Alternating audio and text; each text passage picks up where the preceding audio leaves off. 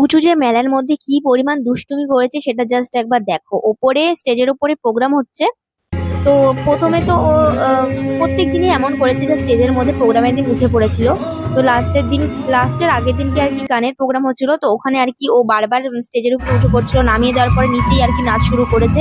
তখন রাত 10:30 বাজে, ও কিছুতেই বাড়ি যাবে না। আর আমরা যেহেতু বাড়ির সামনে, সেই কারণে প্রোগ্রাম শেষ করেই সবসময় বাড়িতে যাই। তো এদিকে দেখো কি পরিমাণ উৎপাত শুরু করেছে। আর শুধু এখানেই থেমে থাকিনি, চোখের নিমেষে হঠাৎ করে দেখছি এখানে নেই।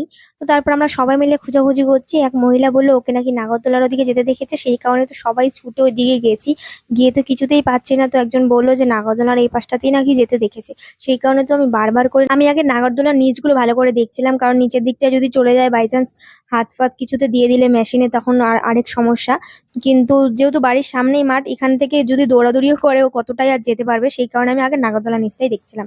তারপর আর কি বৌদি দেখলাম যে বাচ্চাদের ওই জাম্পিং বলে যে লাফায় যেখানে বাচ্চারা, ওদিকে যাচ্ছে। তো একজনা বললো যে ওই দিকটাতেই নাকি যেতে দেখেছে। গিয়ে দেখছি ওই জাম্পিং এর ওখানে দাঁড়িয়ে রয়েছে। নেহাত ওটা অনেকটা উঁচু, সেই কারণে আর কি উঠতে পারছিল না, ও নাকি ওটাতে উঠবে, সেই কারণে ওখানে গিয়ে দাঁড়িয়ে রয়েছে। দেখো ওর অবস্থাটা দেখ, একা একা এই জায়গায় চলে আসছে। হ্যাঁ কি সাহস, তুই এটার মধ্যে উঠবি? হ্যাঁ এটার মধ্যে উঠবা, ওঠো। একা একা চলে আসছে, আরে ওই জায়গা থেকে একা একা দৌড় দিয়ে সবার আসছে। আমি বলি এই মেলা শুভ সূচনা হয়েছিল। তারপর আবার নাগরদোলার সামনেই নাকি ওর হিসি পেয়ে গেছে, তাই জন্য ওর ওখানে হিসি করতে হবে। মানে এত পরিমাণ দুষ্টুমি করেও।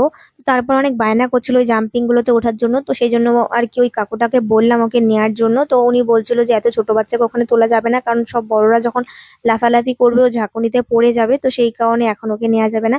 তাই জন্য অনেক বুঝিয়ে সুঝিয়ে আর কি ওকে নিয়ে আসলাম, যে পরে উঠবা হ্যানা ত্যানা এরকম বলে। তারপর আবার এখানে স্টপ নেই, সবে মাত্র স্টেজের সামনে দাঁড়িয়ে একটু প্রোগ্রাম দেখছিলাম, এর মধ্যেই পুচু কখন যেন স্টেজে উঠে পড়েছে। মানে স্টেজের সিঁড়িগুলো এবছর অনেকটাই নিচু নিচু ভাবে করেছে ওঠার সুবিধার্থে, সেই কারণে আর কি ও ভালো মতন উঠতে পারছিল। তো উঠে গিয়ে ওদের মাঝখানে নাচ শুরু করেছে, যেহেতু সবাই মিলে নাচছে, ওই মাঝখানে গিয়ে যদি ও নাচ করে ওদের তো অসুবিধা হবেই নাচ করতে। তো সেই কারণে আর কি একবার নামিয়ে দেওয়া হয়েছে, তারপরে ও স্টপ নেই।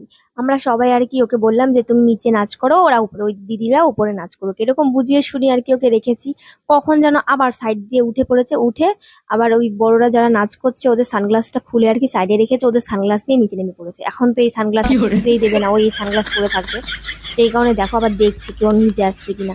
তো আমি অনেক বুঝিয়ে শুনিয়ে বলছি যে দাও, ভিডিও করে দিচ্ছি, ছবি তুলে দিচ্ছি, এরকম বলে টোলে তারপরে ওদের সানগ্লাসটা ফেরত দিয়েছি। ব্যাস এখানেই স্টপ নেই। ঠাকুরের প্রণামীর ওখানে সবাই আর কি পয়সা টয়সা দিয়ে রেখেছে।